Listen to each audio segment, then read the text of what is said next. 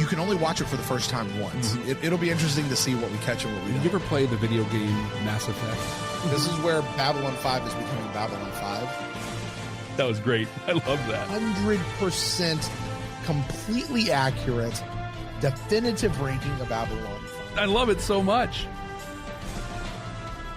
We're officially into it, Jeff. The year is 2025. The name of the podcast, Babylon 5, for the second time. For the second time. Brent, camera's over here. Am I just doing this? No. Or no? I'm not doing this episode. Do we have to do this episode? No, I refuse.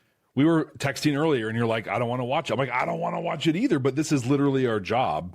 No, I'm not. Okay. No. Listen, this kid is precious. He is precious. It's a she. And JMS is a murderer. I'm not doing this episode, Jeffrey Akin. Not going to happen. Well, can I make a deal with you? 100%. We'll skip the part with the kid. We can't do that because if we're going to do the show, we got to do the show. I know. I wasn't going to do it anyway. I was just going to do it enough to get you to come in and start the show. And you'd be like, oh, I want to watch it. This is such a compelling, it is a compelling episode. It's a great episode. I also don't want to watch it either. Can we just Club 65 this thing? Jeff, we don't talk about Club 65 outside of Club 65. That's the whole point. Why can't we For people out there wondering what Club 65 is, we're not going to tell you. Can't we just do it? You got to find it on your own. Just do it. Here's the thing. If you think you know what it is, then you don't know what it is. You don't. If you do know, then you know. And we don't talk about it. We don't tell people. You just got to find it on your own. When you find it, and it's right there to be had by everyone who finds it. So, all right. Well, we'll do the thing. This is Babylon 5 for the second time. And my name is Brent Allen. It is, and my name's Jeff Akin. This week, Brent, we're going to skip over all the niceties. Let's get right into this one. We're watching Confessions and Lamentations for the second time. I remember thinking this episode was brilliant, masterful, amazing, and I hated it with every single fiber of my being. Jeff declared, No, go ahead. I declared I would never watch this episode again. You're a liar because you're about to. I know. What about you? Are you also a liar? I don't know. Did I declare that I would never watch this episode again? You did, yeah. Then yes, I'm a big fat liar. One nicety we do have to observe, our spoiler warning. For anyone out there who hasn't seen this show for the first time, this is your huge spoiler warning. Anything from any part in the franchise, any point in the series is fair game for Jeff and I to talk about because this is our second watch, not our first watch. And if you haven't seen this show for the first time, stop this episode right now. You've already been spoiled just a little bit and go back and watch our spoil-free version of Babylon 5 for the first time where Jeff and I were completely unspoiled and you can join us for that as well. That being said, what did I remember about this episode? I hate this episode. Yeah. It's also a very good episode. This episode was particularly relevant on our last watch, being that we were in COVID. But JMS kills another kid. He does. This is one of those episodes that everybody needs to watch and feel it down in their core to their bones. Now, Jeff, one thing, and you and I were talking about this just a little bit before we came on mic. This episode was very relevant last time because we watched it during the middle of the COVID pandemic. Yeah, right in the middle of the response. I mean, we were right in the middle of all of that. This episode just hit hard. You and I are going to make a concerted effort not to rehash all of that old stuff and view this through a 2025. This is when we're recording it, is in 2025. So a few years later, through this lens of our current life and being able to look back at the pandemic and the response to the pandemic and the things that might have been a little overboard, the things that maybe were underboard, the things that were misreported, the things that were reported correctly. We're going to try to look at it through some of those eyes and really what JMS was trying to say himself the first time around. And Brent, I went back, I listened to our first time episode, and I'm going to touch on a little bit of some of the diatribes we ran into, but I'm not going to spend a lot of time on them. I'm going to kind of just discuss some of the other things we came out of this episode for us. But I said that this is what we thought infection was going to be. Oh yeah. But they took it to an entirely new level. But they took it to an entirely new level. And then I said a thing that I thought was great. This episode is a reflection of what happened in the past. It's a retelling of our present, and I am infuriated that this is going to be our future as well. Yeah. This episode made me so mad that I was actually aligned with Dr. Franklin. Like, it knocked me that far around. I said exactly. I said this episode pissed me off, and it was perfect. You agreed. You said Dr. Franklin was right. In fact, you changed your little name. We used to have little name badges on our video. You changed it to Dr. Franklin was right. Dr. Franklin was right. Yep. Yeah. You said it was so well done. It hit all the emotional points it was trying to, and it hit him hard. Back on Beam Me Up, a Star Trek podcast, you would often give episodes an AKA. And so you AKA'd this episode as Dr. Franklin's Kobayashi Maru. Oh, I like that. We both said that the second we saw that little kid on screen, we knew she was going to die. Like, is it a she? I'm pretty sure. Yeah, pretty sure it's a she. We had a cool T-shirt idea in this one. There's this whole thing where Sheridan and Delenn have their third date, and he eats flarn. But it's that episode. Yeah, okay. Yeah. And so we had a T-shirt idea of "Eat Like a Minbari." I like it. We should still do that one. Yep, we were going to sell our Babylon 5 for the first time diet plan, which was "Eat Like a Minbari," and you'll lose all of the pounds. All of it. Yeah. And this was peak Minbari episode is what we kind of decided. Minbari lived to serve, and we were really impressed with how this played out. And Delenn, this was just an incredible Delenn episode. We talked quite a bit about that. We also talked quite a bit about the idea of Babylon 5 for the second time. Oh, yeah? Yep. Said it'd be incredible to go back, watch all the stuff. We actually talked about it for quite a while, but here we are again. We said, but we will skip this episode if we do this. We are liars. For the second time. Time and time again. We are liars, yeah. There's a lot more we talked about on the podcast. If you want to go check it out yourself, I don't know that I've ever been as fired up on a recording as I was in that one. Lots of vim and vinegar coming out of Akin on that one. Understandable. We had a lot to say on this one, Brent. I imagine JMS did as well. What did you find? Yeah, sometimes JMS has a lot to say. Sometimes he doesn't.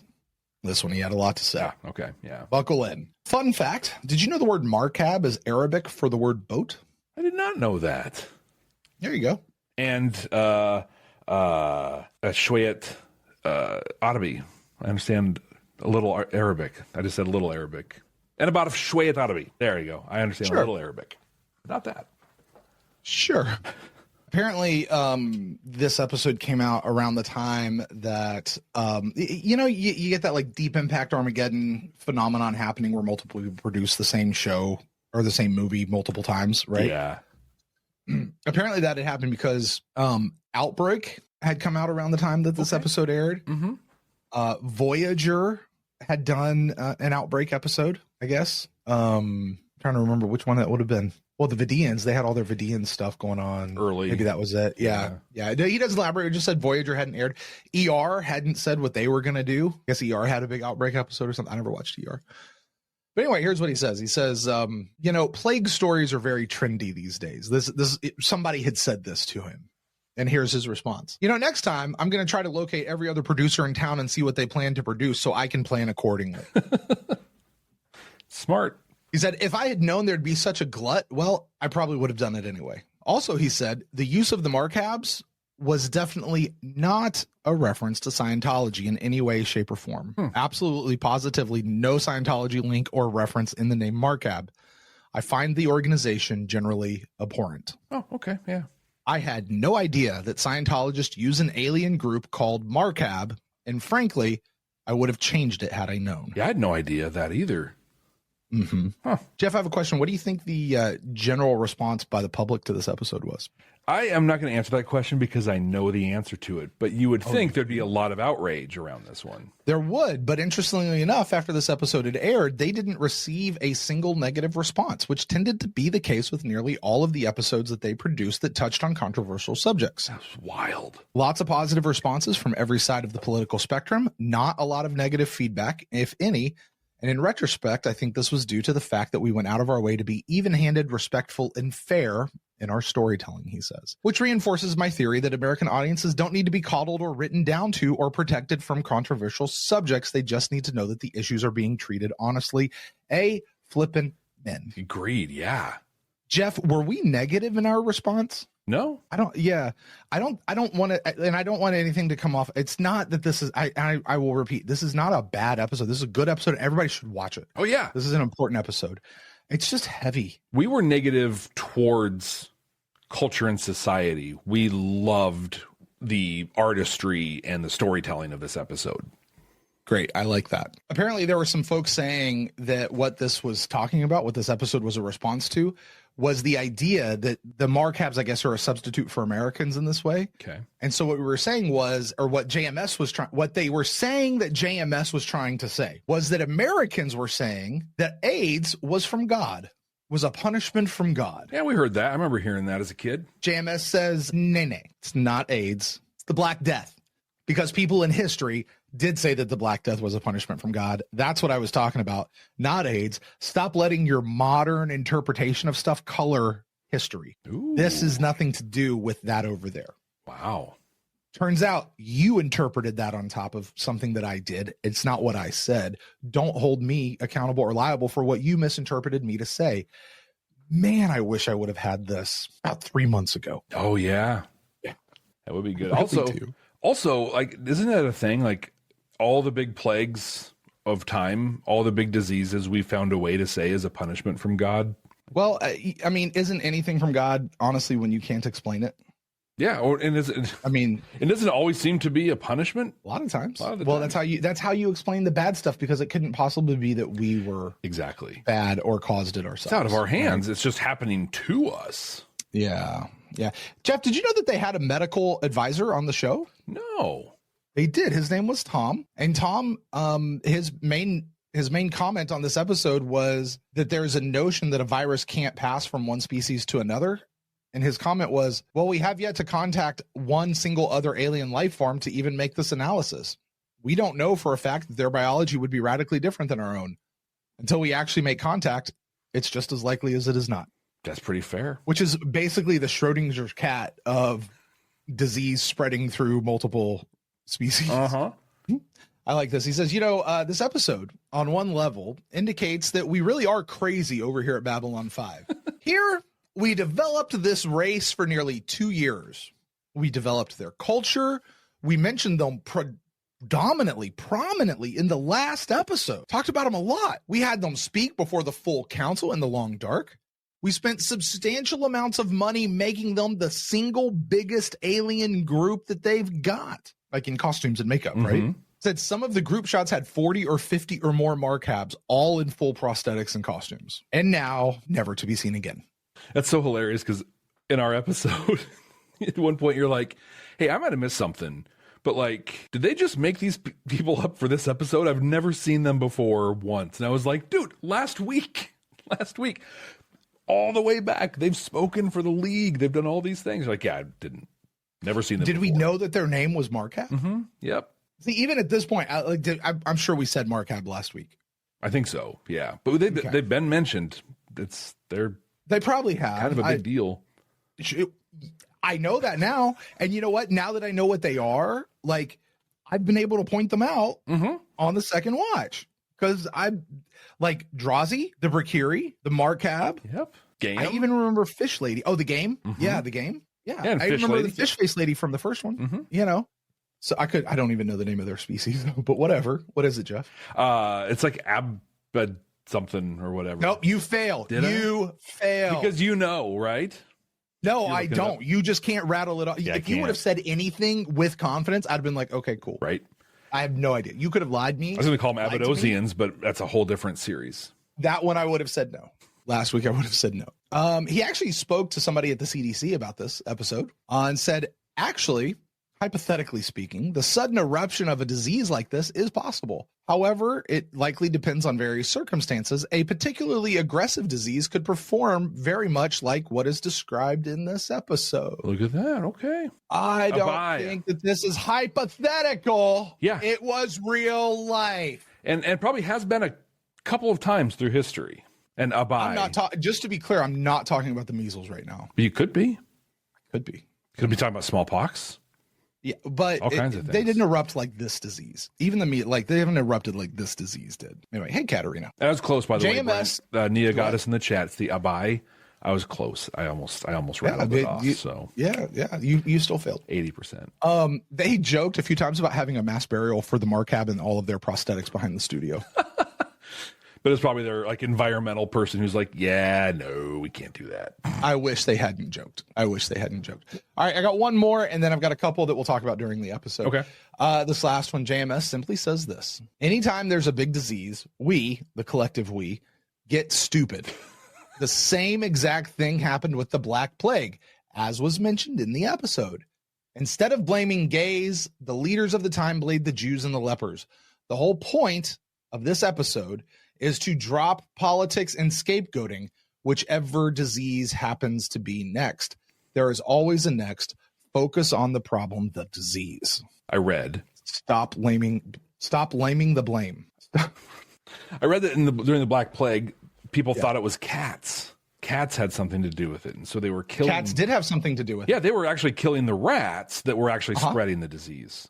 Yeah, but people were killing the cats. Right. Thinking it was that, so they were actually contributing to the spread. Yes. Yeah, just... Do you remember what it actually was? It was fleas. Oh, okay. It was fleas that were on rats. And so when they started killing the cats, the rats started taking over, and the fleas took over as well, and they started biting people, and that's how it spread the Black Plague. Look at that. But because they went, it's cats, we're going to kill the cats. There was an old lady who swallowed a flea. Wow, there you go. You go like that. What do you say we watch this thing? No. Yeah, it's okay to say no. I was going to be like, what do you say watch it? Well, it's not. Right. Fine, I guess we have to. Let's put on our professionalisms and let's do this thing. If you are joining us for the very first time, I have no idea what in the actual thinking watching this one first. Wow. But every episode is probably somebody's first. So, hey, welcome. This is what's about to happen. Brent. Stop. Let me clarify. If this is your first time watching, this is just a really hard episode to watch. We have 40 other episodes already on deck. You guys can go back and watch. Yeah. There's also 111 of the first time watch that we did. Okay. So listen, any of those other ones would be probably a better first watch rather than this one, maybe with the exception of Late Delivery from Avalon. Stay away from that one. Yeah, just don't watch it at all. It's not worth it. Also, don't watch Sleeping in Light if this is your first one either. Don't go there. You haven't earned it yet. It's not for you. Carry on, Jeff.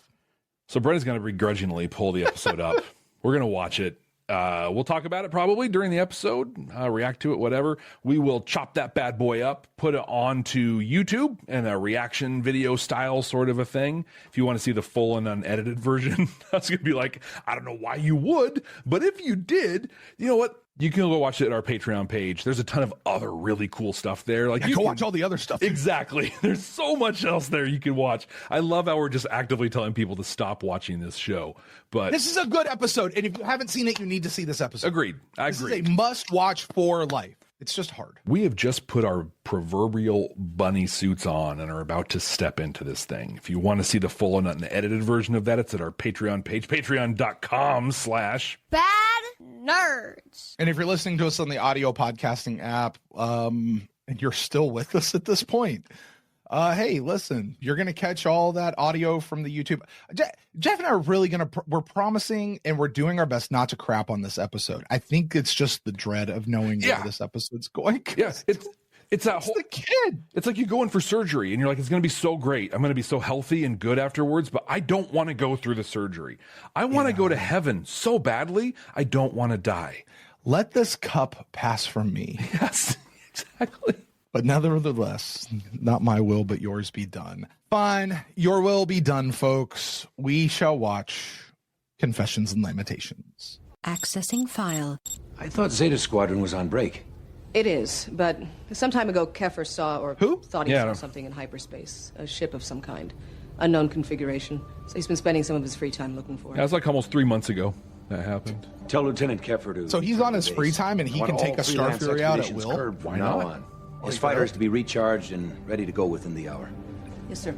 You could have just accepted. That doesn't seem like a good use of station resources, you know? Maybe he has to pay for the fuel or something. The station policy. All deaths have to be verified by station personnel in cases of death by natural causes. His family is quite content with my diagnosis. One might only wish that you would extend me the same courtesy. We do have. I wonder who this actor is, because he's really good. Kind, you know. Brought that up in the council chambers chat earlier. Look, Lazarin, this is not about courtesy. It's not about respect. The ombudsman from season 1. Oh, is it really? Interesting. I think I may faint. Nevertheless, this is the 4th dead Marcab in 3 days, all by natural causes. Now, statistically, this is way out of proportion. Stephen, surely you're not suggesting foul play. I'm not suggesting anything. I just want more information. Pending any other findings, I'll formally accept your certificate of death. However, I do reserve the right to run a few tests just to be sure. This is a really intentional scene, him blowing out multiple candles. JMS talks about how he uses light and candles specifically to talk about life and goodness and things like that. So him blowing out multiple candles was, hey, this isn't over yet. Okay. I would have just assumed life is being extinguished. That too. Foreshadowing of the end of the show. The Cartier is a civilian transporter, left the Marcab homeworld 9 days ago. I've linked her homing beacon onto your scanners, so you shouldn't have a hard time finding her. Just one more thing. The captain wants a moratorium on your little expeditions into hyperspace. Come on, Commander, it's on my own time. That's not the issue. Things are getting a little nuts around here right now. You should know that better than anyone else. But there's something out there. Yes, there is. There's something out there. There's also something in here. The something in here is me giving you a direct order. Commander, if there's some part of that sentence that you don't understand, Lieutenant, I'd be happy to explain it to you over the next 4 months. We'll be watching Zeta Squadron go on missions without you. Understood. We'll be back in a few hours. Yeah. I love how she just literally was like, there's some existential threat out there in hyperspace. There's also me. After you treated me to human-style food, it seemed only fair to... Human-style food! And you spent the last 2 days preparing the meal. Throwback. Registering no life signs aboard the target vessel. They did. Check again. There are supposed to be over 200 Marcabs on board that thing. Confirmed. Detecting 200 life forms. But you said... No life signs. Forms. But not life signs. You can see the math, going across the screen. They're all dead? But they're gonna... Oh... I would not have made that connection. You said life form, not life signs, and I wouldn't have said it out loud like that. It'd just been like... He just has to... He's an external processor. Is there a problem? I don't know. Dude, watch Richard Biggs act his butt off in this episode. To his credit, he acts his butt off all the... He really does, but this particular episode... Babylon Patrol, go ahead, Zeta. I remember being very We're bringing impressed. the transport in for inspection. Recommend full medical team. And you better let the captain know. I got an ugly feeling about this. All right, Luke. I'm supposed to let the captain know you have an ugly feeling? Or... Well, this ship was found floating dead in space. Now, we have to have... We have a right to privacy. You mean the right to hide the truth? What the hell did you think you were doing? You don't want us to board that ship because you suspect the same thing that I do. Which is? We've had 4 dead Marcab in the past 3 days. Dr. Lazarin has certified them all death by natural causes. Nothing jumped out about them in a cursory autopsy, so I let it go. But I just finished a more detailed examination of the bodies. We're all killed by some kind of plague or infectious disease that was brought onto the station by your people. Now, I want to know how terminal and how contagious. I feel like calling it a plague right now is a little premature until he said that. 100% contagious. You know, in... this series, we saw Gropos a couple of weeks ago, and it made a big scene of showing the Gropos who had been killed in war. This is another scene we see quite a bit in drama and sci-fi and stuff whenever there's war, right? Just this is the cost of war. I'm really struck in this moment that no one here fought anything. This is just the natural course of a disease, and it's just laying people out like this. It's a pretty powerful scene, I think. Lazarin, you are a doctor. You know as well as I do that diseases, they can go dormant for years or centuries. They can I'm telling you, they're dormant. Come back at you out of nowhere. Now, why weren't preparations made? Over time, it became more than just a disease. It became, I don't know, a legend, a specter, used to frighten children into behaving. Be good, or the Dark Angel will bring you the curse of Draffa. That is messed up. Only the immoral would ever be good, or you will die a horrible death. Right? Brought upon you by the gods. First new case of Draffa was detected nearly a year ago. The family was so scandalized by it that they lied about what killed him. By then, several of them had become infected, but because they believed that they were moral, they were sure they would not be touched. So they started to go out amongst the people. The disease began to spread. Each new infection was accompanied by silence and fear and the assumption that they were immune. Look, if you knew about this a year ago, why didn't you come to me? Why did you try to block our examination of the ship? We could have helped. Because I was forbidden. Because we were ordered to remain silent. Our leaders were afraid the people would take the disease as a sign from the gods that we had fallen from grace. They were afraid they would be voted out for attacking the public good. They were afraid. Afraid they would be voted out. I have so much I could say. I'm not going to right now. This is all I'll say.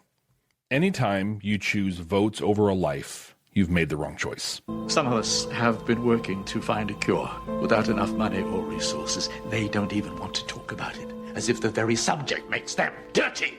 In all the work you've done, is there any indication as to whether or not the disease is infectious beyond your own species?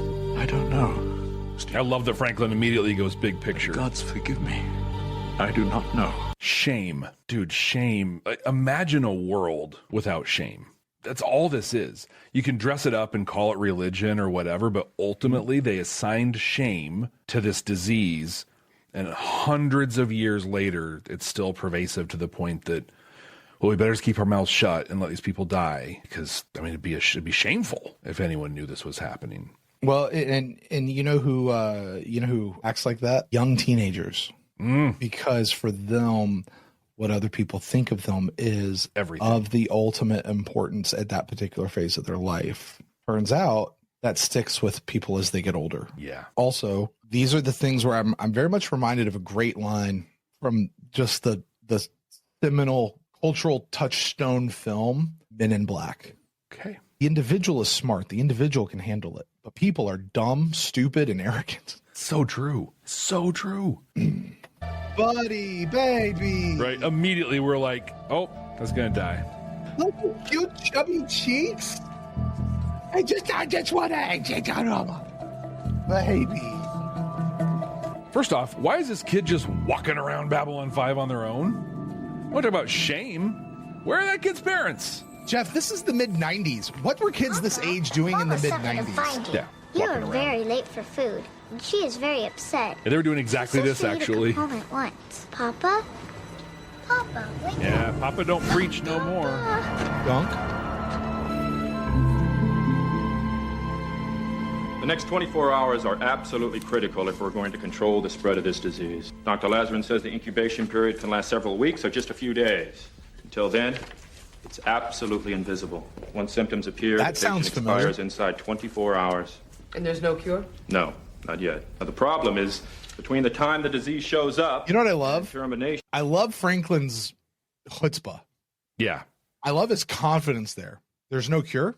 No, not yet. Right? We're working on it. But I'm on the case now. One of the things we talked about in the first time was how so many of the things that we despised about Dr. Franklin uniquely qualified him to just rock it in this position. You know, oh, I'm going to do it. I've got this. Hey, no, just shut up and listen to me. Those are things we would deride him for all the time. But in this situation, it's exactly what you need. Go Franklin. Yeah.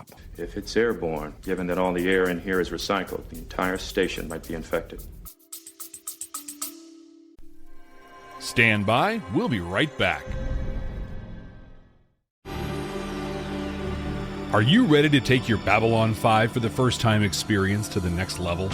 With our exclusive Patreon, you'll get access to all kinds of cool stuff that you can only find there.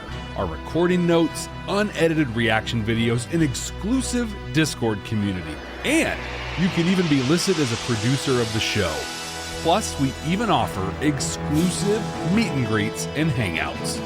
You won't find this kind of experience anywhere else. Get all these amazing benefits, plus the opportunity to interact with other fans from around the world. It's being part of a huge community where everyone shares the same appreciation for Babylon 5. Subscribe at patreon.com/Babylon5First. That's the number 5 and the word first to get access to these incredible benefits. That's patreon.com/Babylon5First. We can't wait to see you there. Recycled and filtered? Yeah, but it's not filtered to a level to stop a virus necessarily. Why? Doctor, it's your No. You go into a hospital, do you know what kind of air is filtered through a hospital? It's the cleanest air you're ever going to breathe, ever. What kind of air you got filtering around on a submarine, Jeff? Some of the cleanest you'll ever breathe. Scrubbed with amine, actually. Okay. You're telling me on a space station with all the stuff that they have, they're not scrubbing those air filters? What kind of air do you think they're breathing on the International Space Station right now? What kind of air do they breathe in any space shuttle out there? What kind of air do you think they're breathing in brown sector? They're not cleaning that air. The stuff that's going into the filters and coming out, probably they are. You get to blue sector, something like that. That's fully filtered as it comes out. It's expensive to clean air like that. You got a station that big? Yeah, and if not, then you're in a petri dish. Mm-hmm. You don't have the dilution of outside. So this is an outrage. I will not have my people treated in this fashion.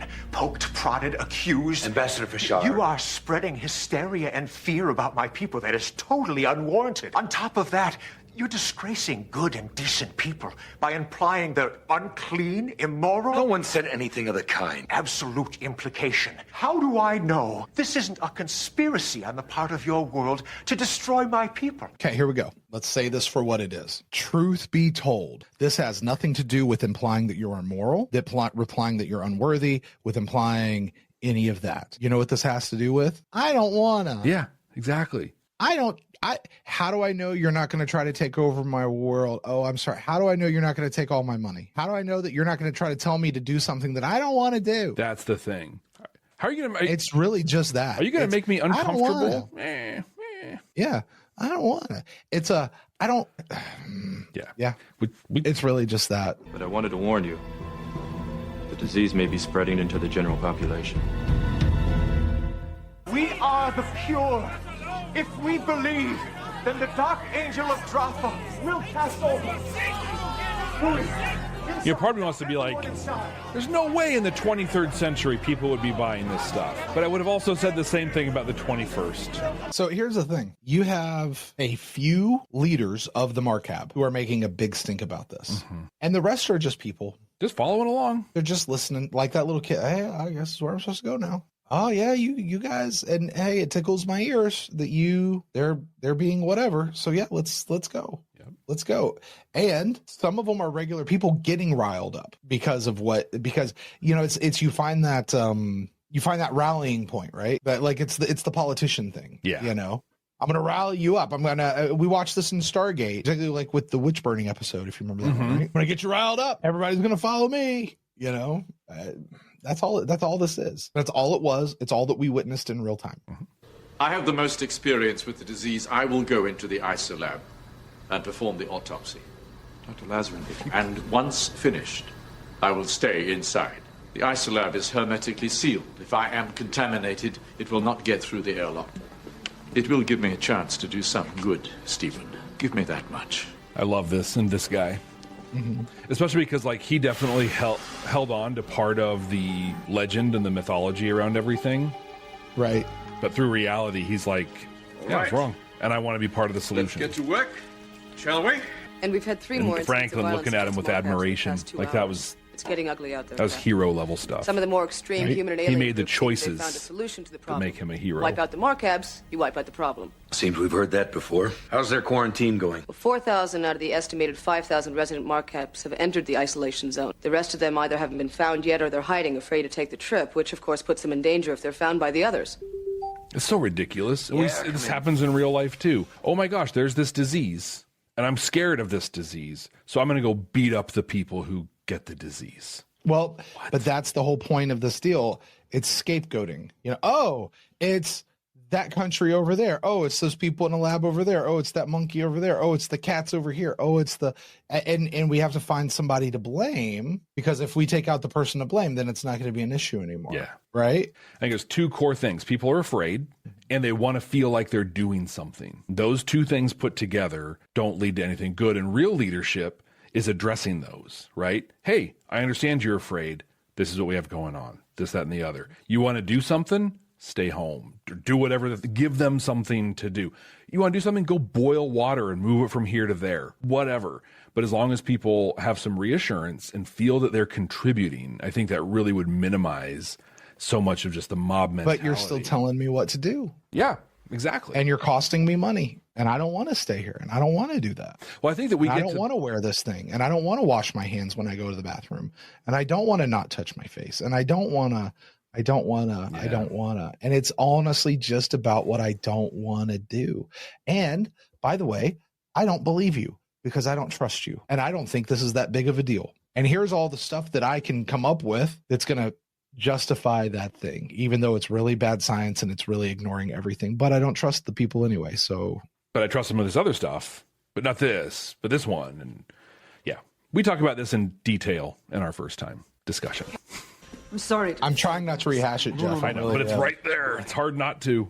I live in this freaking world, though. Like, what can I do for you? This is frontline stuff for me. Yeah.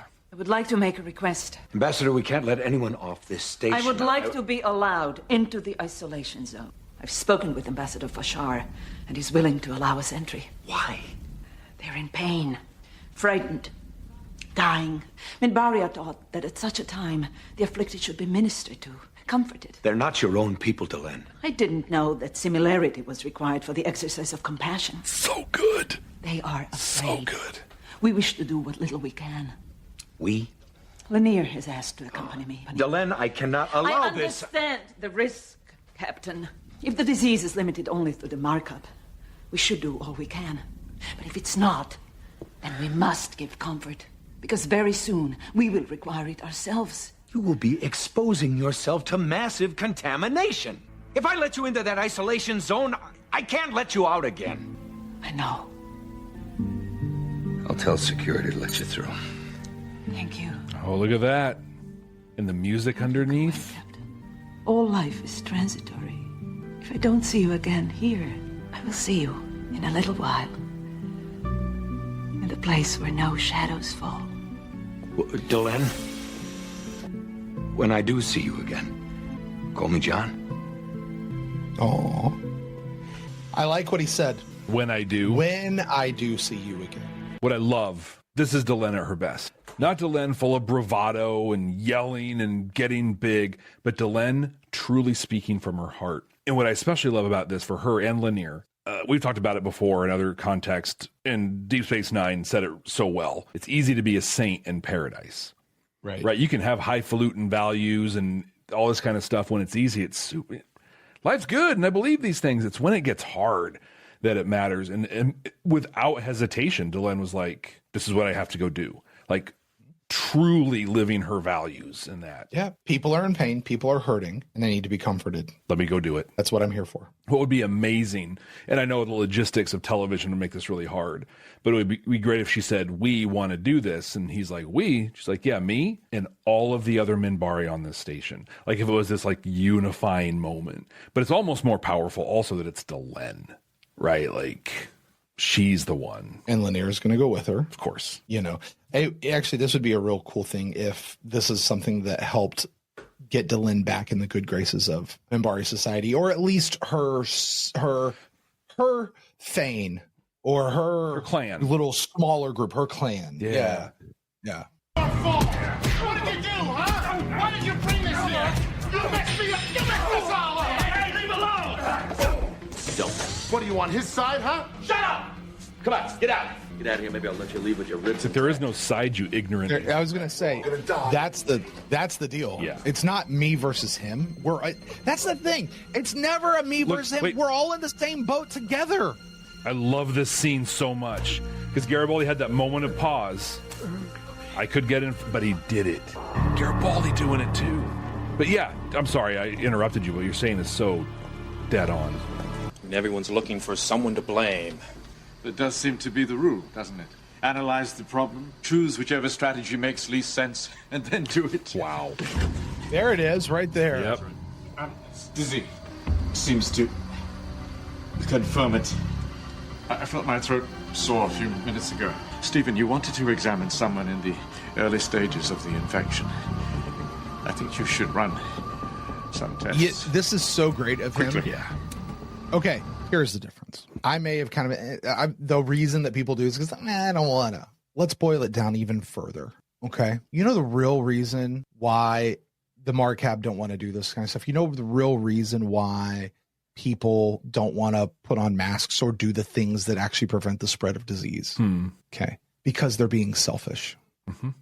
They're only thinking about themselves. That's the bottom line.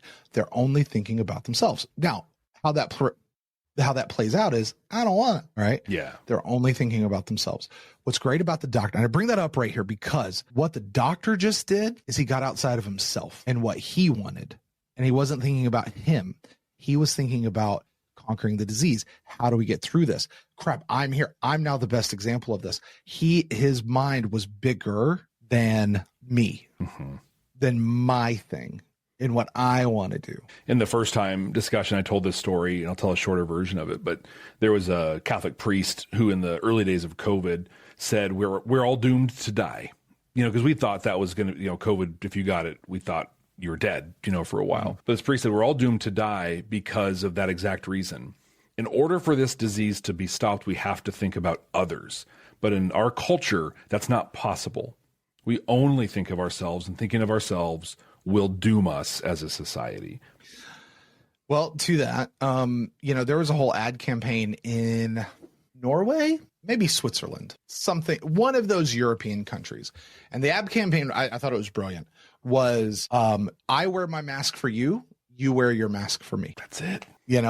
And again, I go back to, there's even been a little bit of chatter in our council chambers over here. And I'll point to the mask and people say, it doesn't stop, whatever. Okay. You're right. The fibers don't stop teeny viruses from going through, but you know what they do stop? They stop the air, the molecule, the wet stuff that's spewing out of your mouth, which that virus rides on. Yeah. Okay, from getting airborne. The idea of wearing a mask is not to protect you. The idea of wearing a mask is to keep your stuff to you and not let it get spread out. It's not about filtering stuff out. It's about keeping stuff in and keeping your disease here. But Brent, it makes my glasses fog up and it's hard to breathe and uncomfortable on my nose. I don't want to feel that. Because it's about you. Sure, because it's about you. But again, I wear my mask for you. You wear your mask for me. We do it for others. And again, the difference here is, what am I concerned about? Am I concerned about me, or I'm concerned about we? It's ultimately the difference. And I'll fully recognize whichever side of this you're going to be on, you'll go find somebody with some letters after their name to make you feel better about what you want to do. Yep. It's not going to solve it's not going to solve the problem. It's not going to cure the disease. The best thing you can do at that point, if you're on the other side, is just deny that the disease is a thing in the first place. Just ignore it altogether. It's not a thing. It's not a thing. It's no worse than the flu. This isn't really happening. Michael makes a great point. The glasses fogging up thing is very annoying. Absolutely it is. And we can cope. Yeah. Right? It absolutely is. Find my no mama. doubt. And we will find her for you. Lanier. Ben is absolutely right. Lanier. It's not something we do in the West, but it's very common in Eastern countries. When I lived in Asia, people masked all the time. Yeah, I'm feeling a little scratchy. When they masked? When they felt bad. That's the thing. When you feel bad, you mask. Faith manages. What is Love your the name? phrase. Mama. Mama. Faith manages. Sometimes the test is not to find the answer, it's to see how you react when you realize there is no answer. Dr. Franklin's Kobayashi Maru. Doctor, we just got the results of the Pepper autopsy. It's the plague. It jumped species. Oh, that's a good stinger right there. Sims down to MedLab 2, you take apart that Pakmara inch by inch. There's got to be a reason why they fell sick before the humans or the Narns or anybody else. Now, that similarity may be what we need to crack this thing. Now, go, move. Don't you understand what this means? It means we have more information than we had 5 minutes ago. And if we're going to beat this thing, we need all the information we can get. Now, I want a complete biogenic comparison of these two groups in an hour, or by God, you're going to have something a hell of a lot worse than the plague to worry about. Now, move! I appreciate this with Franklin because, this means we could have you'd have it whether we knew this or not. That's irrelevant. Oh, not yet. I was worried about you. Faith manages. Yeah, there's, yeah, and she knows what's up. Reaction. Listen, JMS does this for Just the gut RNA punch. sequence to match level 1 codes. Negative And the gut punch is the kid. Yeah. He uses the kid to perfection. Cross-analyze Markab yellow blood cells with Pockmark green cells. You know what's great about this? He makes you care, and you care because you care about the kid. Yeah. Save your strength, Lazarus. This is what Yellow good storytelling cells. does. Could be. Could be what? Could be. I'm sorry, old friend. No, stop saying that. I don't think Just don't say the finish your sentence. Right. Will you give my love to Lazarus? You see all the things in the background fade away? All the bio readings? Yeah. Like, all right, Richard, you get one take. The console in the back, like, I'll get all shaky. Yep. Like, these things are made out of cardboard, man. Cross-analysis between Markab yellow cells and Pac-Mara green cells complete. Match found. Show me. The risk is confined to those races that use specialized cells to manufacture the chemicals used in neural relays. In the Markabs, the chemical is produced by the yellow cells. In the Pockmarka, it's the green cells. Now, those are the ones targeted by the disease. Now, fortunately, our bodies don't work that way. Given a chance, the disease could mutate into something that could affect us all if we don't. There it is. Yep. So what do we do? Well, we can't destroy the disease, but we can artificially stimulate yellow and green cell production with a series of regular injections. Now, those who receive the injections, over time, will produce stronger cells that are capable of withstanding the disease. All my data shows it should work. Should. So basically training the body to be able to fight against the foreign I've prepared substance enough for or 500 object. doses to start, but we will have to hurry. Isn't that, Brent, isn't that how a vaccine works? Yes. Yeah. Vaccines don't stop you from getting the disease. They just teach your body how to deal with it when it comes in contact with it. Open it up.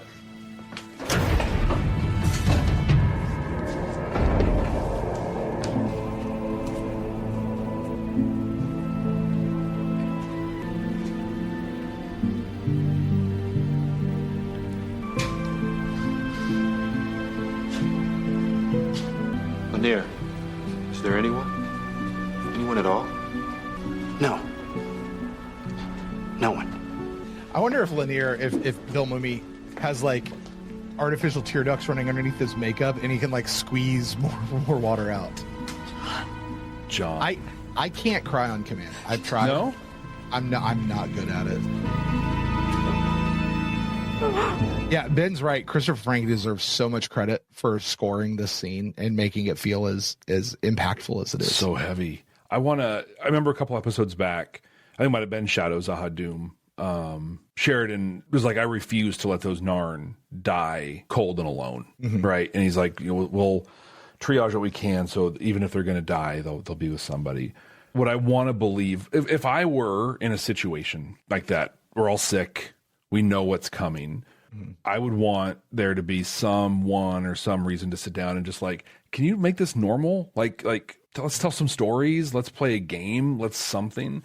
And so like what I want to play in my head is before that was Delenn and Lanier kind of pulling everyone together and like asking them to tell their stories or sing a song or something like that. And just letting them kind of relive those moments. And then slowly people would, they start dropping off, and she kind of recentered people on the moment so they could go out, just doing something and I think when I imagine that, like we always think of the best Delenn moment, being, you're in front of me, the dude's behind me, and rah. I think her surrounded by those Markab and having them tell stories and sing songs is the best Delenn ever. Yeah, I agree. I mean, anytime this Delenn is on camera, the "We Are Stardust" speech. Mm-hmm. I mean, we love the that you just referenced. Yeah, but it's unfortunate we don't get this a lot post season 3. You're right. And it's the fair criticism that you levied against Delenn in the treatment of her character that she really just sort of became the side piece. What I'm really interested, Jeff, is to see as we go through our rewatch here, are we right about that? Right. Or actually, is there really more Golden Delenn that we just missed the first time around because we were so focused on other stuff? And I don't know. It's possible that it's there that we just didn't see it. Delenn Delenn doing stuff for other folks. This is it. And I'm not talking about staying inside the star wheel and putting one over on Naroon and all that kind of stuff. Like, it's this little, what makes it so amazing is we never see it. Yeah. And I think that's a thing for us as humans. When you can do the things that no one will ever see and no one will ever know about, those are the things that really move the needle, that really matter. Yep. Hey, what do you call 2 billion dead Markabs? Planetary redecorating. News. News gives me the creeps. You know, I heard it was the Vorlons that poisoned that place. You know how they are. More scapegoating. Nothing changes. Nope. I think that might be the message of this whole thing. Nothing changes. This happened back during the Black Plague. It happened during the Spanish flu. It happened during COVID. It will happen in the future. Yep. Time and time again. This is just how it is and how dumb things are. Jeff. Brent. We just finished Confessions and Lamentations for the second time. We did. Honestly, hopefully for the last time. Yeah. I will stand by my original statement. This is an episode everybody needs to see. This is a must-watched episode for life in every language, in every culture, everywhere around the world. This is a very important episode that touches everyone, regardless of creed or politic, regardless of which side of the line you're born on, regardless of socioeconomic status. It's an episode everybody should watch. Ultimately, it comes down to me versus we. When we watched this the first time, we were very angry. And a lot of that anger stemmed from where we were in time. And there's a lot to be angry about. We said at the end, Dr. Franklin encapsulated it perfectly. Nothing changes. Like we talk about all the time, we study history so that we don't repeat it. But damn it, we repeat it all the time, over and over again. And I think when we watched it the first time, I know for me, I can say I was hit so heavily by that. It was demoralizing and it just was gross and it felt awful. And it feels that way in this moment. But on this watch, I'm choosing to focus on Delenn and choosing to focus on Lanier, that even when everything is lost, there is a way to handle it with grace, compassion, caring, and love. She made a difference for those 4,000. She's in that room with 4,000 Markab, and she made a difference for every single one of them. Yeah. I am clinging to at that. peril to her own self. And in no regard. It's fine. Yeah. Yeah. This could cost me my life, and I don't even care. Jeff, you know what? Do you remember the episode of Stargate? Spoiler alert for anyone who hasn't seen Stargate. Remember the episode of Stargate? It was the episode we met Cassandra. First season. They think she's a bomb. Right. They know she's a bomb. And so what do? They take her down to the bunker and they put her in the bunker, and Sam's supposed to leave her there by herself to explode. Yep. Minimize all the destruction and death. Sam refuses to. She shuts the door on herself, locking her in with this ticking time bomb that is Cassandra. And then Cassandra doesn't go boom. I mean, she Y2Ks this thing. All hype, no bang. Right? And they pull Sam out at the end, and she goes, I don't know, sir. I just knew she wasn't going to explode. And they take all the teeth out of her sacrifice there in that moment. Yep. The way they handled this one with Delenn is how they should have handled that with Sam. Delenn didn't know. Yeah. No idea. No idea. She did it anyway. Didn't even hesitate. As far as Delenn knew, she was going to get it and she was going to go too. And this was how she chose to go. That's what should have happened with Sam. As far as Sam knew, this is how she was going to go. But she was going to go out being with that little girl and helping that little girl through these final moments of her life. And that was the best mark of her life. That's what happened here with Delenn. It just so happens that the Minbari are not affected by this particular disease. Yeah. And so she made it through. And also they probably didn't even know that for sure until Dr. Franklin told them. There's probably that moment of maybe it's just slower for us, or whatever. But she didn't hesitate at all. And when they're in there, they were doing good work and making a difference for people. Mr. Rogers, right? Mr. Rogers has that saying, look for the helpers. When tragedy happens and things, look for the helpers. And like, I'm just, I don't know what, maybe it's just because of where I'm at in life or whatever. But in fact, the question I'm asked, and I'm sure you are asked at times, is how could you believe in God? Why do you believe in, why are you religious? Because of the helpers, because of the Delenns and the Laniers. If there was no God, if there was nothing, when a tragedy happened, it would just be a tragedy. But from those things, flowers sprout. Amazing people come forward. We see the best the best in those worst times.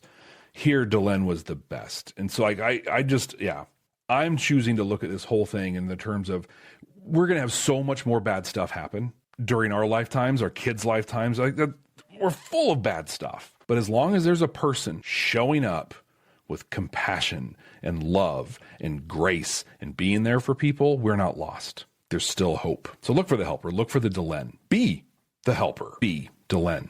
Well said, my friend. Thank you. Jeff, I'm going to confess I have a whole thing written over here about what I really want to say right now. I'll bet. My fear is if I were to say that on the backside of what you just said, we would lose everything that you just said. So I don't want to do that right now. That's fair. Because I think what you just said is so important.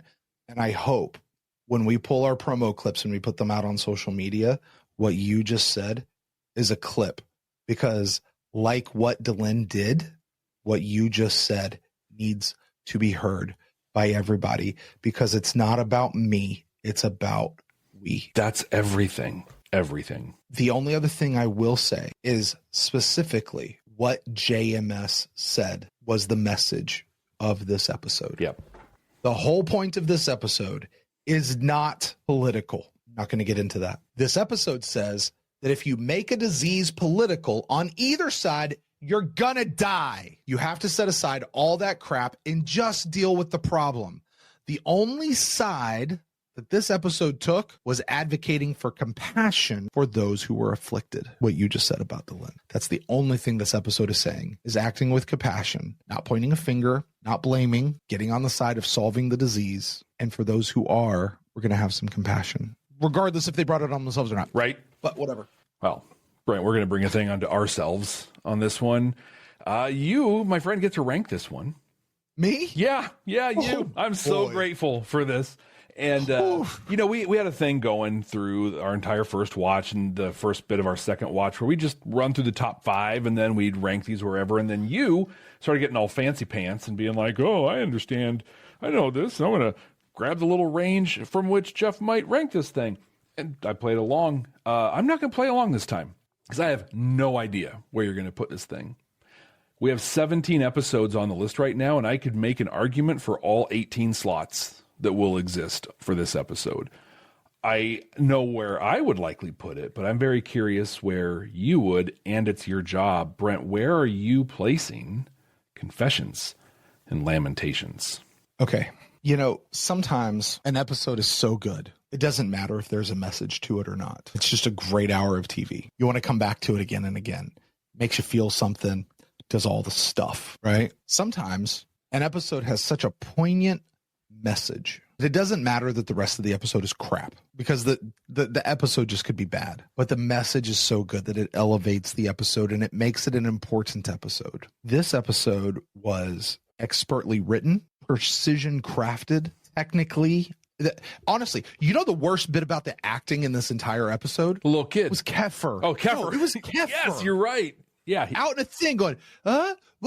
What? You said life forms. What about life science? Like, that was the worst part. Everybody else, Bruce, Mira, Jim Norton, Richard Biggs, Garibaldi, Michael Doyle, like, they were top of their game in this episode. The pacing of the episode, the story arc, giving you something to latch onto as an audience member, making you care, making you feel something. Done to perfection, Jeff. And what this episode is trying to say, honestly, had we not just gone through what we went as a global pandemic just 5 years ago as we record this, this would not be nearly as poignant. But because we are watching this in the time that we are, it is. The message of this episode is super important. And it's one we would do well not to forget. And unfortunately, I would say, by the time the next generation comes up, they will not have experienced what we experienced. And so they will forget and they'll have to learn it again, much like we did coming off the Spanish flu, right? Unfortunately, I don't think that's the case. This is an episode that is well done and the message is super important. It will not top Shadow of Zahadum. It will not top Coming of Shadows. It will not top Geometry of Shadows, but it will top And Now for a Word. Wow. And become our new number 4. Because it's just that good of an episode, and it means so much. I said, wow. And I would never, ever, ever, ever, ever want to watch this episode again. You know what? We said that before, and here we are. And yeah. I have an argument on that. I was going to say, I said earlier, I know where I would put it. Yeah. And it was number 4. Yeah. As well. This is the where it begins. On our first time watch, this ended as number 8 on the season. Simply because other episodes pushed it down, Yep. I'm sure. Yeah. But I agree. We said we would never watch this again. I still don't want to ever watch it again. I didn't then. Also, if I hadn't watched it again, I wouldn't have the different perspective on it that I have now. Yeah. I would have left with just That's like, F us. Like, we suck and are horrible and nothing is ever going to change. So, I mean, maybe there's some value in watching it again, but not a third time. We're done. We're so done. At least I'm done. At least we're done watching it and then discussing it in podcast form. Exactly. Yeah. Yeah. We're so done that we're going to wrap it up. And that's it for Confessions and Lamentations. Next week, Brent, we are watching Divided Loyalties. Do you remember your prediction for this one? I do. I said this one has to get back to the Narn Centauri War. It's a Londo episode, because I think I'm predicting every episode is a Londo episode. Is Londo going to be loyal to the Centauri and the war, or is he going to be loyal to doing what is right? Oh, okay. That's what I said. I thought this was going to build off of the Night Watch stuff and Psychor encouraging Talia to join the Night Watch. And ultimately, she'll have to decide if she's Psychor or not. And from that, you started pulling out like all the theories. And you were like, what if they ended up assigning Bester to Babylon 5 because of this? And what if through this, they bring back Lita Alexander? Does Lita come back in this episode? Yeah. Are you serious? Yeah. You kind of. Are you serious? You kind of knocked this one out of the park off of mine in a beautiful, beautiful way. It was great. It's so good. I'm excited. Get this picture right here. Get this screen grab. Right, that's the one. That's the one. Mark. We're gonna watch that one next time. Is this Talia's final episode? It is. This is where we get evil Talia. Yep. This is. Thank God. And you know what's why? We'll talk about it next week. But I was like, I feel like we've seen Talia 4 times, which is part of why she decided she wanted to move on to other pastures. Let's talk about that more next week, right here, same place as we are watching this or listening to this now. So make sure you're subscribed so that you get notifications of all the new stuff that's coming out. Like us, rate us, review us, do all of those cool things. In fact, reviews and things like that are coming through now are going to eventually be shared in a pretty cool way, I think. So stay tuned for that and make sure you get those reviews in. One thing you can do, for sure, we ask this at the end of every podcast or every episode and really appreciate it when it happens, but please share this show with somebody. It means the absolute world to us. So until next time, I'm going to... Hey, Jeff. Oh, God, man. Nothing changes. I mean, we're not some deep space franchise. This station is about something.